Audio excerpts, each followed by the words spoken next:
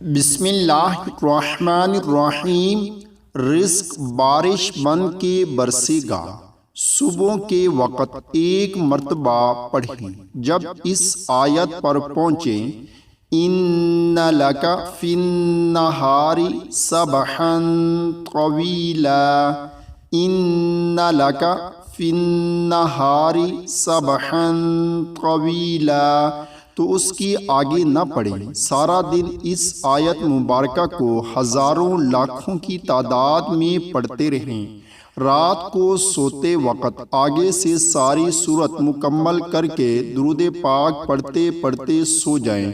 40 دن ہی نہیں گزریں گے، اللہ تعالی رزق کے دروازے کھول دے گا انشاءاللہ۔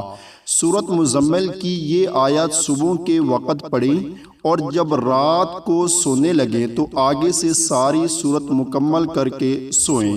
اللہ تعالیٰ کا خاص کرم ہوگا۔